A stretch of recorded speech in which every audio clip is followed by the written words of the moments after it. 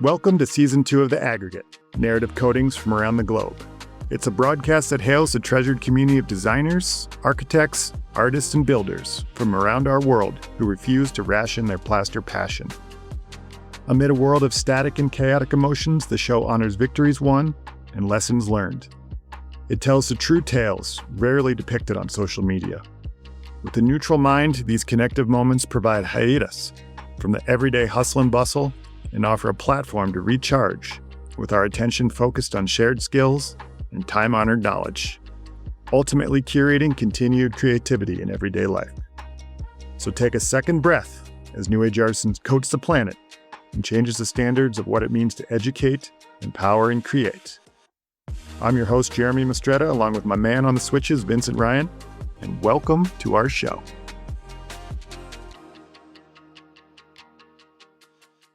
Hey, everybody. Welcome back to our show, Aggregate Season 2, Episode 16. Thanks for tuning in with us this week. Hope you enjoyed last week's episode with Jethro Marsh of England's Natural Building Company. We had a lot of fun chatting English heritage, plastering, and bantering over jams and creams and scones.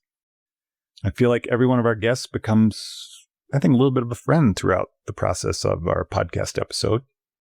And there's certainly easier ways to meet people in the world.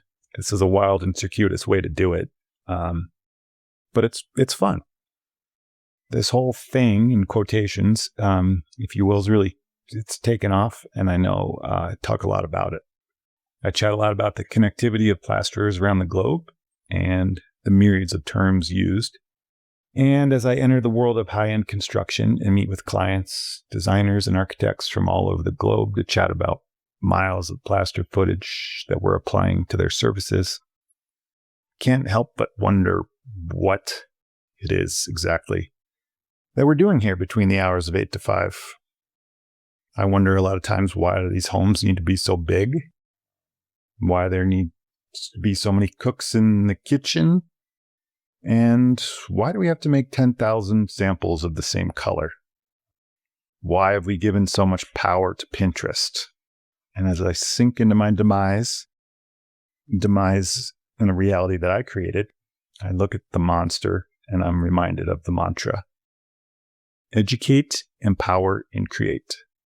I wouldn't be able to have this creative outlet called the Plaster Portal without these wild projects and these cutting-edge designs. I wouldn't be pushed to perfection. I wouldn't relish in the notion that we're helping the world.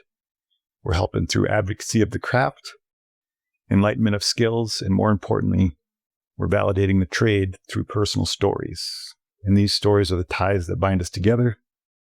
They bring us in unity around the globe. Whether you're in Japan dedicating your life to shikui, if you're in Serbia studying archaeology, India engineering high-rises, Brazil changing a paradigm, Morocco fighting for a country's cultural preservation, or even if you're in Turkey crafting natural handmade homes like our friend and guest, Asli Tekin today. You're a stable and integral part of us. We're the future, and I'm confident that Asli will strengthen this notion today, or tonight. What time is it over there, my friend? It's around 7 p.m. here right now. We're watching the sunset. Beautiful orangey colors going on. I can picture it. The sun has just come out here after days of snow. And I got to see the sunrise this morning for the first time in about a week. It was beautiful. Thank you for listening to my banter. It's become a little bit of tradition for me before starting these podcasts. It's like I get to just like breathe deep and I'm like, what are we going to talk about? How am I going to introduce this guest? And then my mind just starts falling onto the keyboard. So thank you for humoring me. What's been going on so far today for you? Firstly, thank you very much to you for inviting me here. It's really appreciated. Really excited about it. As I told you before, like I listened to a podcast before and I was always admired the people. They're really good masters and I was always following them and learning from them. And then in the end, I'm here. So I was feeling like, oh, okay, I'm one of them now. Yeah. Great. So Exactly. thank you very much for this feeling. It's really good to be here. And yeah, everything's going good. It was a nice day, ending slowly. What about you there? It's snowy? Totally opposite. It's very sunny day today here, so Yeah, totally snowy. It's been if you like winter, it's been an amazing winter here.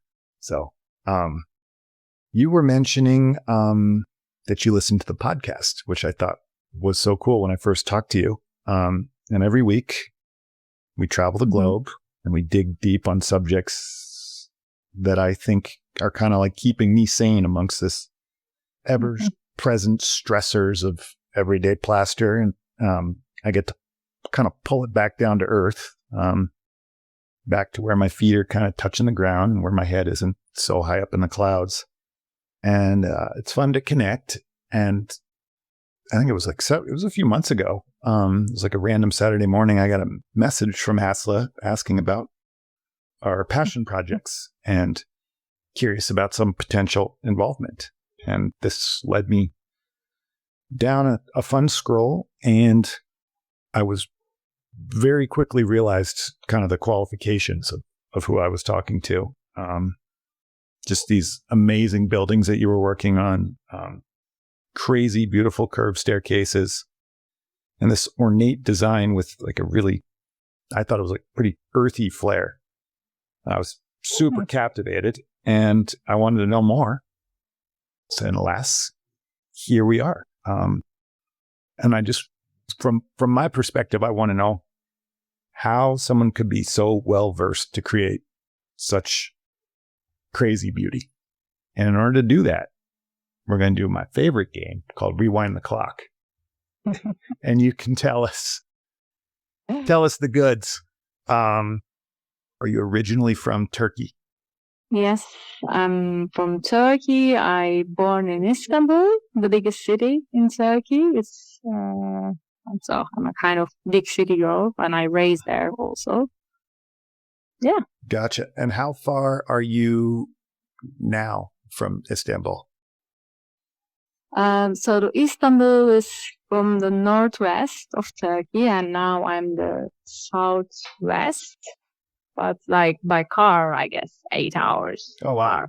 And then my family moved to Izmir, which is between. My sister is Istanbul, my parents are Izmir, and I am down Muğla, the town called Akyaka, which is a beautiful touristy place with kite surfing, a lot of kite surfing happening here in the summer. Yeah. Nice. Do you do that? Are you a kite surfer? Not yet, but I'm planning to. So far, I just this place to move and build my own house. Oh yeah, that's right. Yeah, we were talking about that just the other day about your own house, which we're gonna get into. Yeah. Well, kite surfing. I know what the landscape is like here. That for kite surfing, these kind of like broad swooping plains with some topography and some mountains that the wind can kind of come off, and then you have some geography in which people can, glide across. What's the landscape like in Turkey generally? The landscape in Turkey generally, you can find whatever you want really, but where I moved is as you described. So it's a beautiful sea. We have some mountains around, and a lot of wind because it's very warm here. It can go to like 40, 45 degrees during the summer.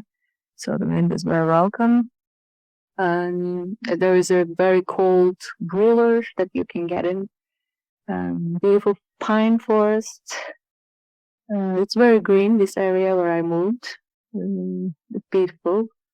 And the rest of Turkey, in the north, it's very rainy. So it's, again, very jungly, very green.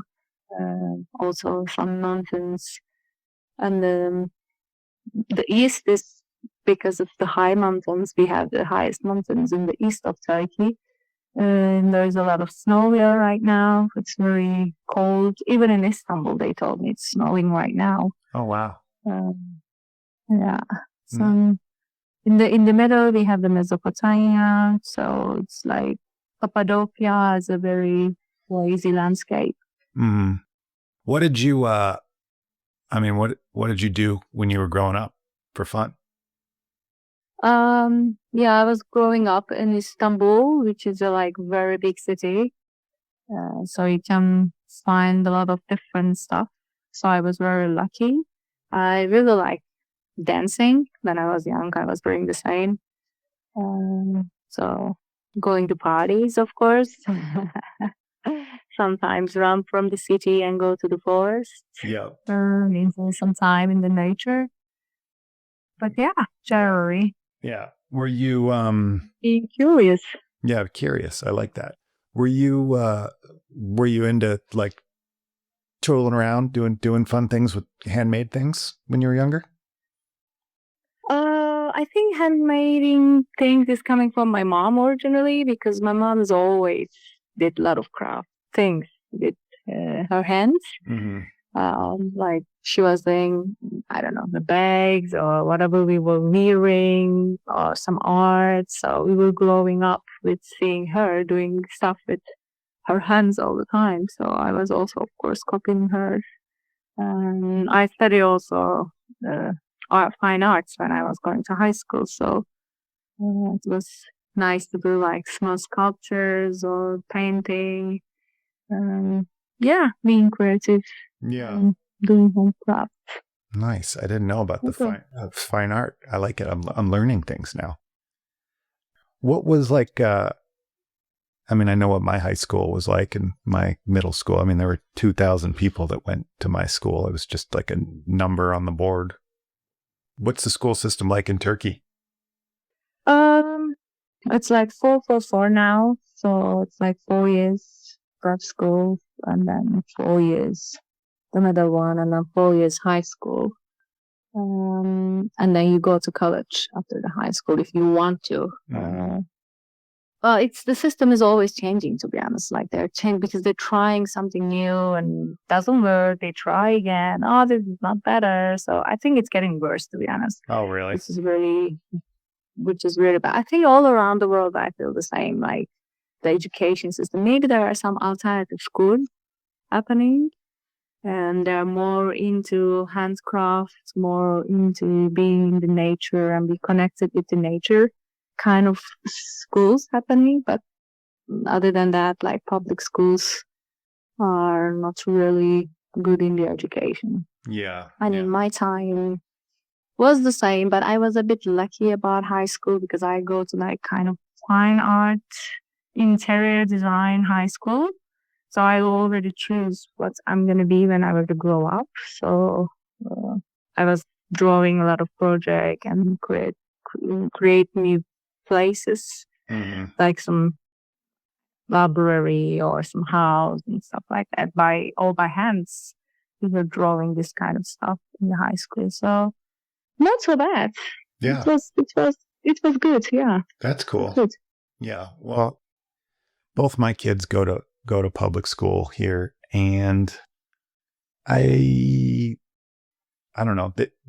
I think the schools do a good job teaching them, but it's just so hard to like keep up with this crazy world we live in.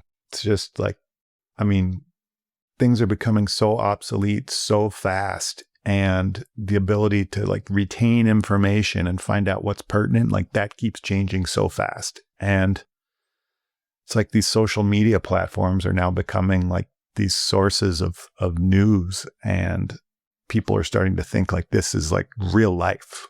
And that to me is just wild and crazy. The written word is not stressed. And this notion of handcrafted care is also, it's not really celebrated like I would hope it would be.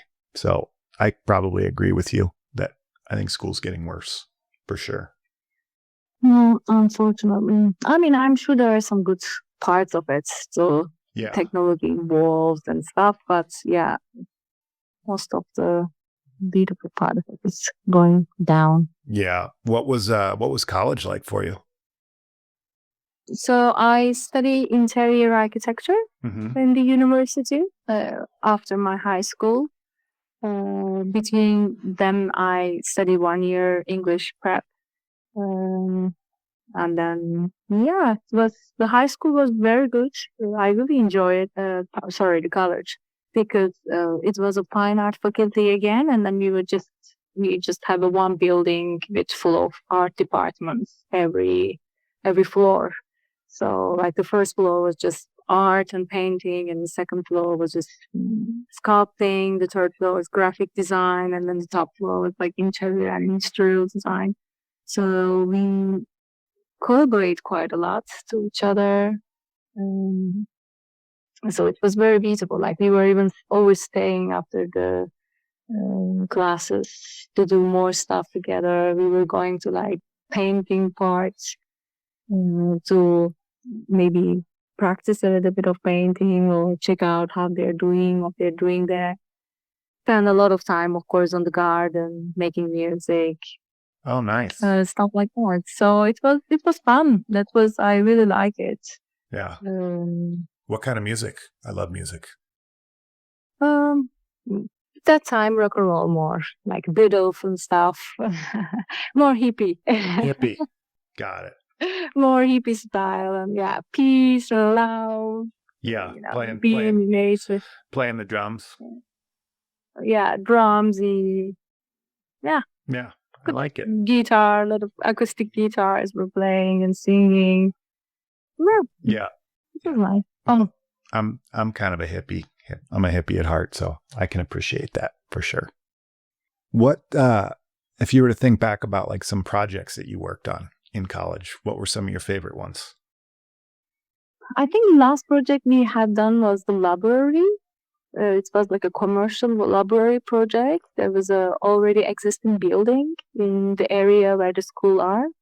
And then everybody was doing a different design for that library. It was not even a library. We were just converting to the library, that space.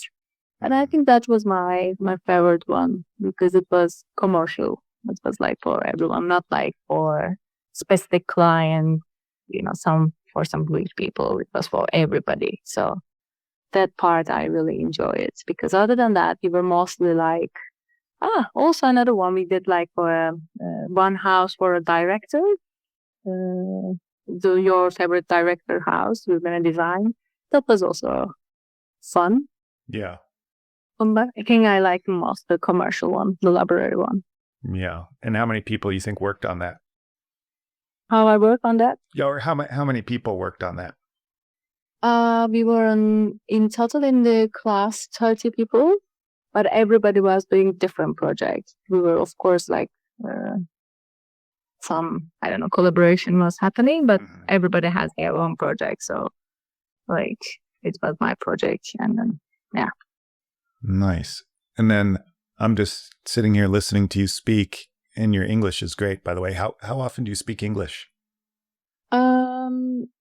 Very often, because I always have some volunteers all around the world coming to my projects.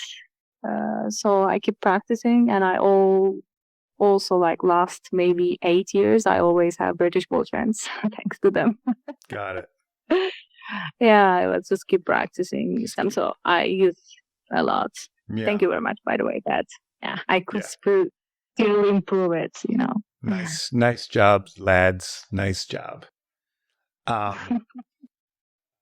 You were talking about British boyfriends. Did you do some traveling after college? Actually, yes. Like even in the college, I travel quite a lot. Like after I started college, after this English year, I decided to go to America, which was my first abroad travels. Which is like 20 hours far from my country. Yeah. It was funny that I did like a work and travel program for 4 months. I was in Virginia and I was working and then practicing my English. And yeah, I have fun in there. So it was my first abroad country. I enjoyed quite a lot. I was like 20 years old. Oh, wow. why did you pick Virginia of all places? How did that come up? I think I don't know, randomly, really. I just wanted to discover somewhere very different than my country. Like, I really travel a lot to Europe as well, but where I grow, which is the best part of Turkey, is really European. So I wanted to see somewhere different. Yeah. So America was, and one of the best bands that I like also was from America and stuff. So I said, okay, why not? Let's go and let's go as far as you can, for your country. Share with the group. What's your favorite band? Well, it's all changed now, but I still like Beatles and Guns N' Roses and stuff like that, of course. But at that time, I was more like rock and roll and But you said the band was from America. Which band did you like? Did you like at that time? Is not Guns N' Roses from America? Oh no, Guns N' Roses definitely from America for sure. But okay. Yeah. But did you were they why you came to America, Virginia? Oh, no. I just wanted to discover that culture, let's say. Well, I went a lot of rock cafe, hard rock cafes, all of them. Whenever I was traveling in America, I was going like all the hard cafes in different cities. And now I'm listening more like funky, jazzy, sometimes electronic music. It's all changed. What's your favorite Guns N' Roses song? Wow. I don't know, really. All of them, they're all good. Axl Rose is just so handsome, so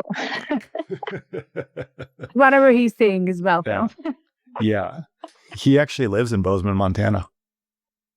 Axl does, but that's for a conversation offline. I like the song Yesterdays. Yeah, right? Cool. Yeah, I think they're classic now. Pink Floyd, all of them. Like, very classic. Fathers of the rock and roll. They're just so good. I, of course, still listen to them. Even Metallica, I just keep listening to them sometimes. Especially when I'm like having a lot of stuff to get out of it. Maybe like anger, that I can describe the feeling when I listen to rock. I like it. All right. See, now we're becoming friends. What, when you were sitting there listening to the Guns N' Roses and you're working in these architectural offices, what sorts of projects did you work on? When I was working in architectural offices back then? Yeah. Like what were the projects? So after I graduated from university, I started working in architectural offices about like 2.5 years, 3 years maximum. So we were doing a lot of restaurants, a lot of houses, and office projects, stuff like that, I guess, mostly. I learned quite a lot of the things like how to deal with the clients, how you do the budgets, how you manage the project, basically, really. But other than that, I didn't really like it to be at the office and then designing and doing the process, because everything is just so fast and rush and stressed, and was, I don't know, something not feeling right to me back then. Yeah. That's the reason I just keep doing it for like 2 years, 2.5 years, and then I quit. Time to go. Yeah, I get it. That's probably my biggest complaint with what we do is just like how fast we have to go. And it's like so fast on the design, so fast on the execution. And then when it's done, there's occasional complaints that pop up. I just think to myself, God, if we just had like moments to do this the right way, we wouldn't be running into these problems. And I also understand because the time is tied into the money, and the money, sadly, rules it all. Did you ever work on any of the projects like hands-on, or was it always in the office? And back then, Yeah, I mean, of course, we were going to the construction site and check it out, like what they're doing in the site, if everything doing good, or compared to like drawing, we were comparing it, and then yeah, just checking out, and mostly. But I was seeing that how much the craftsmanships are earning. We were seeing everything, like how much the carpenter is earning and how much as an architect I am earning in the budget. So it was like my light is on, like what? Yeah. So why I am not doing something in the construction, like okay, I want to design, it's very nice, but also I'm not like, because I think the people are thinking, okay, I'm an architect and I want to be just so clean and nice and have a fancy car and design everything, but don't want to touch anything or don't want to do anything by hands. For me, it was like, it's totally okay for me to do things. Mm-hmm. I was always in that part, but the system was not, like the offices was not, like if I was doing it, they were like looking at me like a weirdo. So Yeah, not your jam. So are you saying that the people on the job site, the tradesmen, were making more money than the architects?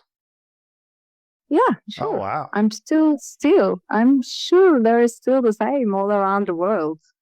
Like I mean, maybe the famous architects are making a lot of money, but most of the architectural offices are, of course, not making so much money.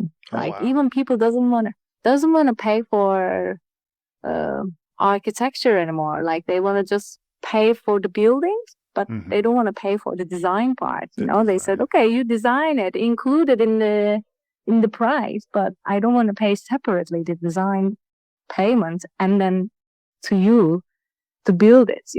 Yeah. See, So that's different here, because I can certainly say that the architects and the designers are making more money than the tradesmen. really, Yeah. oh my God, Yeah. shouldn't be like that. Yeah. I mean, you're not the only person that thinks it shouldn't be like that here. I mean, I'm okay with it because I've just become so used to it. And I feel like we need them, they need us. We work together as a team. That's my philosophy. I've realized that I'm kind of a cut from a different cloth. I get that. But yeah, it's interesting to hear that. Yeah. What about your foundational skills? I mean, I see what you do now, and you're obviously very talented. Where did you learn how to, get your hands dirty? Yeah, so how my story starts. So after I realized like I cannot be happy at the architectural offices. Even I was like climbing up very fastly, like I become project manager after like 2.5 years. And I said like, okay, I'm doing good, but I'm not happy. I don't want to do this. So then I started doing interior design as a freelancer. I'd been to Dubai by myself to do one project. And then after that project, I said, okay, the problem is not about having a boss around. The problem is interior designing. I don't like the system. So then I quit and then just near one of the islands in Istanbul, which has a lot of nature in it. And then opened my workshop. Then I said, okay, I'm going to start looking what I want to do in life, because I was like 26 years old, very young. And I discovered that's okay, I study and I enjoyed a lot when I was studying. But now, if this is how it is going to go all my life, I don't want to do it. I have to change it. So I have a 1 year gap and start researching about it, start doing art stuff, start using nature material in the island. And then one day, one of my friends, he's very anarchist, and he said, like, I don't want to be in the system. I'm just going to buy a land and build my straw bale house and grow my own vegetables, eat off grid totally, and then, done. And he said, do you want to come and help me? I said, okay, like, sounds very good, but I never built any straw bale house. Do you? And then he said, no. Then we just watched a lot of videos, and then he was studying a lot about it, reading a lot, and then we collected some friends. We were like maybe 5, 6 people, And then we built that straw bale house, and which was a load-bearing straw bale house, very light roof on it, very low budget. Mm-hmm. And then I said, okay, this is amazing. We were waking up very early in the morning, making our bread, start building all day, solving all the problems together, and at night making the music and sleep early on the tent. It was amazing. I said, okay, this is how actually architecture probably, involved with everything. Yeah, I loved it. I loved the process and everything. I just said, okay, I like that, but how I'm going to earn money from building from earth or from straw in Turkey? Are they going to pay me for this? Yeah, that's the big that's the big That was question. the hard. Yeah, that was the hard part Yeah. because I was already earning good money in Dubai. I was somewhere a little bit comfortable in my life. Then I said, okay, it's I have to start from zero. So I start doing things from very beginning. I start being volunteering and give my energy without earning any money and start learning it. And I found this architect who is French, who is my master in Turkey. So luckily he gets married with a Turkish architect lady and moved to Turkey and trying to spread neutral building in Turkey. So I saw them after a lot of researching, and then I went there as a volunteer, and we worked together for 2 years, 2.5 years almost again. And yeah, he teach me everything basically, all the natural building techniques, all the plastering techniques.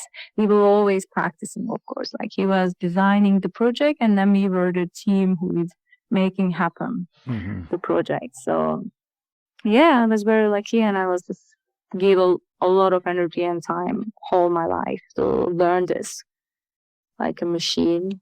And yeah, I learned carpentry. I learned how to build a house with straw, earth, hand, and then do earthen plastering, lime plastering, Tadalac, basically everything. Yeah.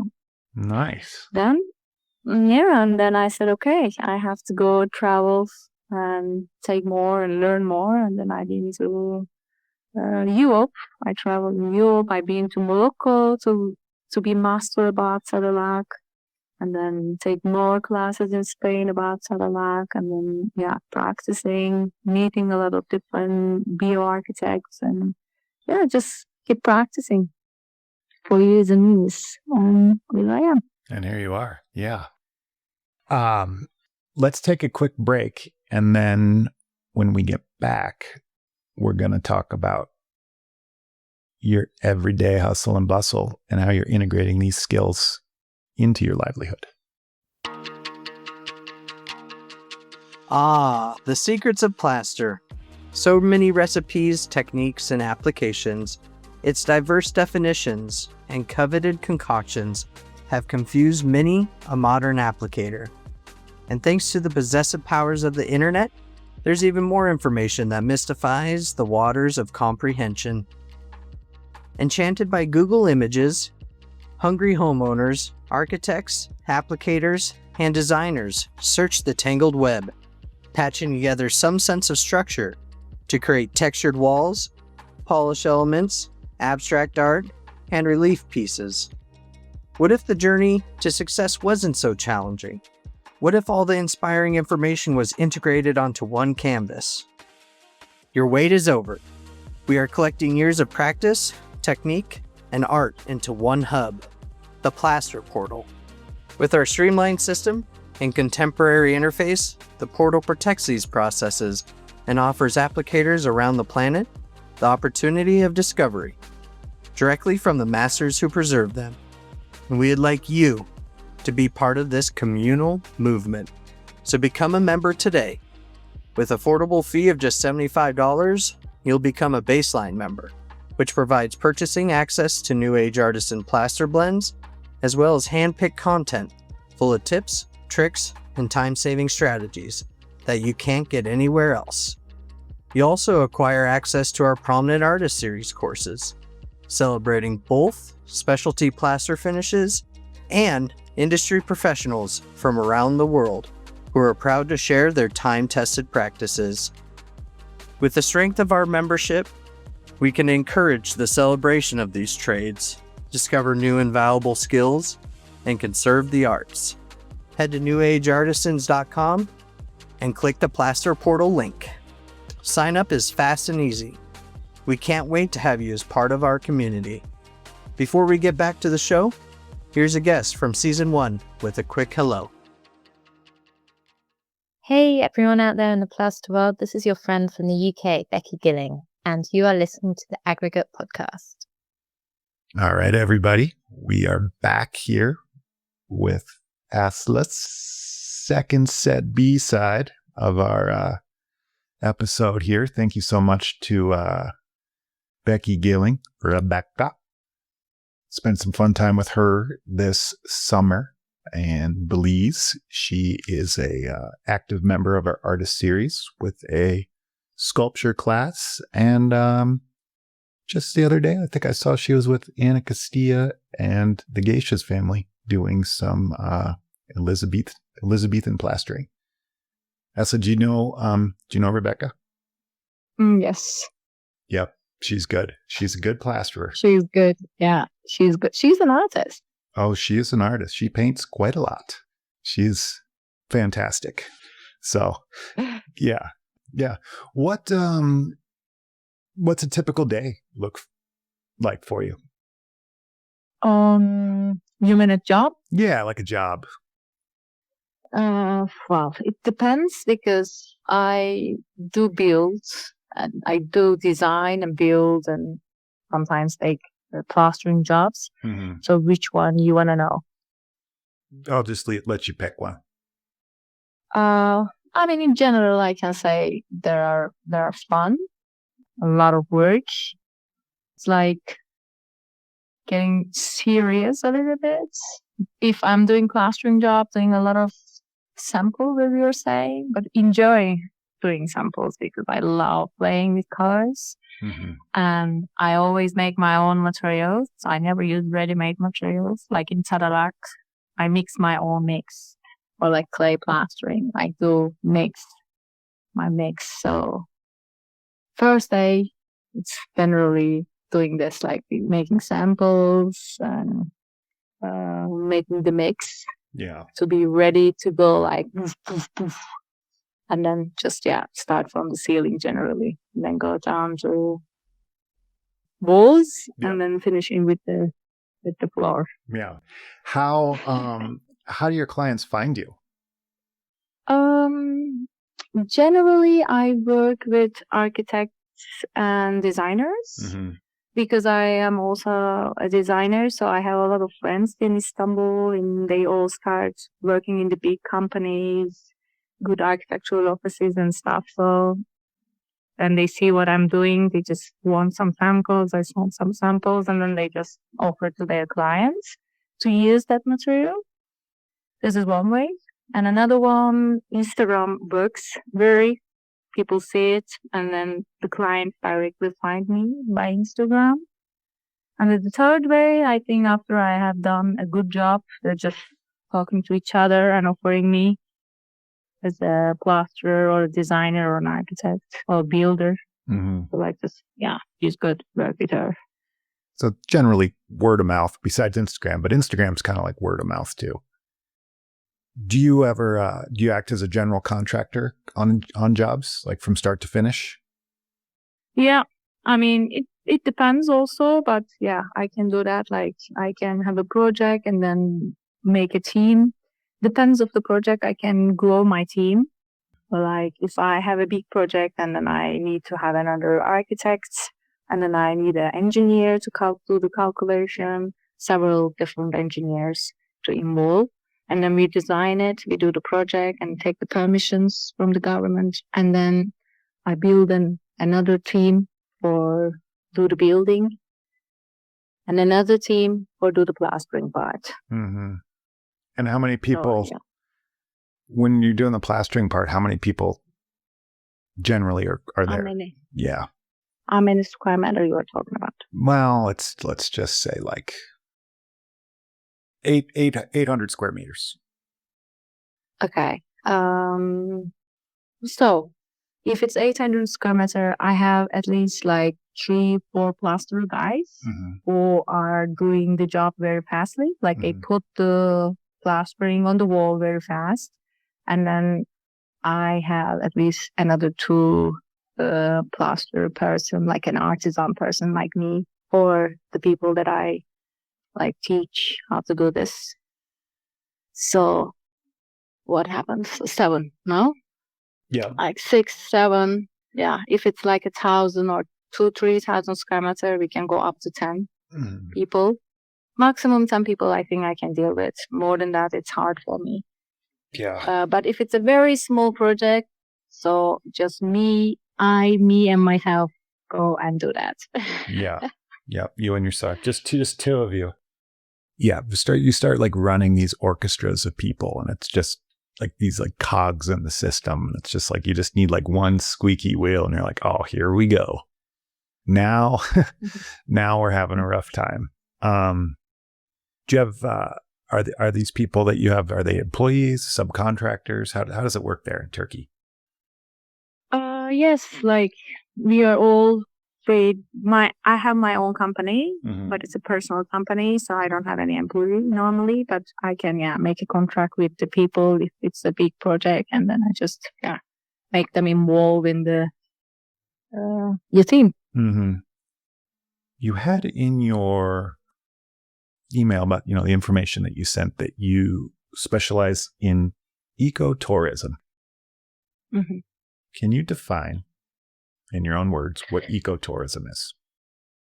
Well, for me, the ecotourism is like where the tourism places, like hotels, places become more like eco. So I have a lot of like ecotourism like resorts and stuff to go there and then plaster or build or design. I do design some of them, but never happened. Unfortunately, they couldn't find enough budget or stuff like that.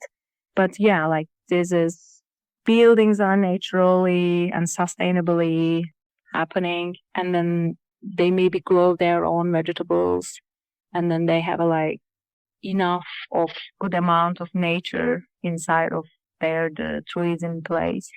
So it's like more natural involved places. Like you go there and then little bit of like permaculture of sorts. Yeah, like they could do the permaculture, so they grow their own food. So they have a restaurant there, so they serve the food, almost everything from their garden. Yeah, the buildings are natural, so they collect the rainwater. So they have the like solar panel systems. Yeah. Yeah, and the buildings are like separate, a little bit maybe separate from each other, not like if they have a garden in front of the building. So this kind of stuff, like sustainability and permaculture, and then Yeah. Do you follow Rancho Mastatal on Instagram in Costa Rica? Who? Rancho Mastatal in Costa Rica? Maybe no. Oh, you got to check them out. We had them on the show. Rancho, no? Yeah. Yep. Yeah, I guess so. Okay. Yeah. Very, very similar. They have people that very similar. Okay. Yeah. They come from all over the world to, work there and learn. And, they make all their own food. They do all their own fermenting. They have rain harvesting. They have solar panels.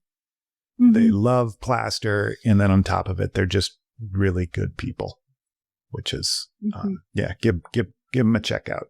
I should visit them. You should definitely visit them. I think you definitely meet their criteria. Well, I think everyone meets their criteria, but like you especially definitely meet their criteria.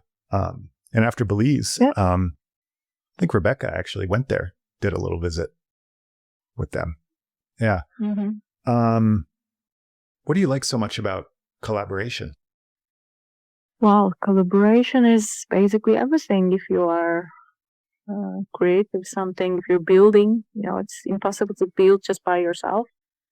Yeah, it's tough though. It's not easy. to make everyone happy. No. I think everybody in the who you collaborate has like some respect to each other, be open-minded, be flexible, be like to do things what you want to do. Mm-hmm. Maybe different ways, but this kind of stuff are important. And I think I'm good about like opening a space for people to be collaborate and then give them a space sometimes, even if it depends on the project, of course, not in the Tadalak projects, but if it's the building project, if we are doing some slip straw or rendered walls to make people learn by doing it. Mm-hmm. Yeah. Yeah. Space and open the space and then, just see how to be living together, how to be community. And you have to respect each other. And then, you have to see like you are not the one who knows everything. People can give you different ideas and then you just need to try and then see maybe you're going to like it more or you say like, okay, go back to basics. Yep. It can be the most amazing experience, and it can be also one of the more humbling experiences to witness collaboration gone well and collaboration gone not so well. What do you think is what's one of your biggest successes of collaboration gone well? I am a little bit eco-feminist, so I really do like collaborate with women, generally in building, because I really want to inspire women. I want to show them you can be a woman builder. You can do whatever you want, and just try. Make mistakes, do wrong. That's okay. Do you know? Just come and do it. Do you know Ana Castilla? Ana Castilla in Spain. Do you know her? Maybe no. Yeah, or Paloma Faloche in Spain as well. Yes. Yeah. I've worked with her actually. Oh, really? Cool. I've yet to meet Paloma, but any friend of Anna's is a friend of mine, and they work together often, in collaboration with lots of women from around Europe and around the world, and I think it's so cool. Do you have any fun stories to share about collaboration gone not so well? Let me think. I got plenty. I got a lot of collaboration stories goes bad. Yeah. I have that kind of stories quite a lot, especially with men, unfortunately, because they think like, okay, we come here. Most of like my volunteers who come to help, they think like I just need help and they come as a hero. Yeah. And then when I told them to do things differently, they're just like, no, I'm doing it this way and this is the best way to do it. So I said like, okay, but why you come here? I don't need really help. I'm just opening this space to have fun and build together. And then, this is the best part of it. But this kind of stories we have quite a lot. But also a lot of a lot of engineers and architects are coming to my projects as well as a volunteer. And I can see them that they're really scared to make mistakes. Like they're really scared to do anything because they think it's going to go wrong.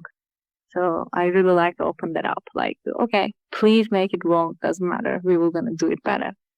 So this kind of collaboration, it's for me fun and give me motivation to keep going. Mm-hmm. Yeah. A lot of times like doing it wrong the first time is kind of the best way. It's like the greatest opportunity for learning, I think. Because when you get how human learns, I guess. Yeah, when you get to like kind of like go backwards, like have you heard the term fail first attempt in learning? Mm-hmm. It's so pertinent. It's so important. I mean, it's a real bummer when you fail and there's money involved. But if you fail and then you have the opportunity for discovery, that's when I think, the real groundbreaking strides happen in the world. Yeah. So what is your funny collaboration story? I would like to know.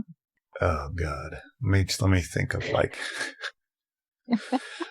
You're not supposed to do that. You're not supposed to put me on the spot on my own podcast. Let me think about it for a second. Okay, I'm going to tell you this, and I just want you to know when I tell you this, I have nothing but respect for this person, especially now. But there is a person, his name is Pete. He is the most amazing Cadillac installer that I have ever met. This guy is unbelievable how good he is. I'm annoyed how good he is.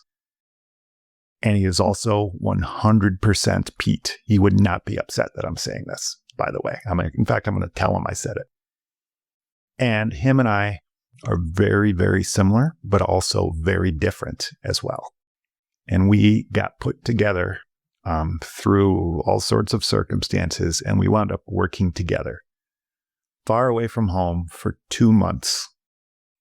And the anger that occurred amongst us at times when we were just pushed to do things just a little bit differently, it was just this epic power struggle. And now that we're on the other side of that, what we have learned, both him and I have learned so much about each other and then ourselves. And that to me, which at times it seemed like a nightmare, I'm at the other side of it. And it was I look at it and it was a dream experience to be able to do that with him. So Pete, when you're listening, thank you, buddy. Love you. I guess you didn't say everything in the story, but all right. No. I'm going to have Pete tell you. That's how it'll work. Him and I are going to have to do this together. We roll as a team. That's how Pete that work. Yeah. All right. Yeah. Cheers to Pete. Yeah. Cheers to Pete. Thank you, Pete. Yeah. Brandywine Plaster. Check him out. Unbelievable. You're also building your own home right now, correct? Well, for 2 years now, almost done. Yeah. How's that going? Intense. Yeah. The hardest one, I can say, because you want to do so many things, but the first year was more stressful, really tough. But the second year, I was like, okay, whatever. The opposite. It's okay, it's my house. In the end, there's no client. I can, fix it, whatever. And the second year was okay, guys, go and do mistakes in my house, because this is basically why I wanted to build this house and open the space for people. So the second year is much better. Now I'm feeling more relaxed, and finally I'm in it right now. I can sleep in it. I can enjoy it. So thanks to God, the dreams are coming true. Last 10 years, I was dreaming to build my own house. Really, from the first day I met with the nature building, I said okay, I have to leave some house like this. Yeah. Yeah. What are some of the key elements of it? Do you have solar panels? Do you have a garden? Paint a picture for us. Yeah. So it is a little bit on the slope, but just a little bit where the house is. So I will talk about a little bit in the house and then the land. So it is an olive land. I have 15 olive trees, and I can see a little bit of sea in front of me and a little bit of mountain on the backside. And I have forest next to me, which is really nurtured, beautiful. And then the house is 2 floors. The first floor is stone because it's very stony, the land. So when we dig it for foundation, we had a lot of stone. So then we use that stone as a first floor, as a foundation. And then we have in the middle of the first floor as a interior wall, we have a render. Upstairs, it's a wooden structure. Again, in the south facade, I have a render wall, and the other walls, and the north facade also rendered. And the other 2 facades is hemp. I did it hemp clay, so I did the hemp with the clay mix instead of hempcrete, because it's more eco, and I can use the clay from my land. And I have a wooden roof. yeah, it's a nice house, not so big, like 70 square meter and double, so it's like 140 square meter. Mm-hmm. I have Tadalak in the bathrooms, stucco in the living room, and also on the floor. I have Tadalak. Oh, Tadalak floor. Tadalak floor, yeah, Tadalak. Most of the walls are also stucco. Of course, some places are like art and plastering. I also wanted to do like a showroom here, so I can bring some clients or some architects invite here, and then show them the different techniques that I am using. Like I also have the interior walls are light clay straw walls, so I can show the straw, I can show the hemp, I can show renders and different type of plastering in this house. So I try my best. So we also built our kitchen and the bathroom units from the cob and then plaster it with Tadalak again. Yeah, it's like it's very modern from outside. It's like a square shape, but inside is because of the kitchen, because of the cob. We build furnitures like built-in stable furnitures.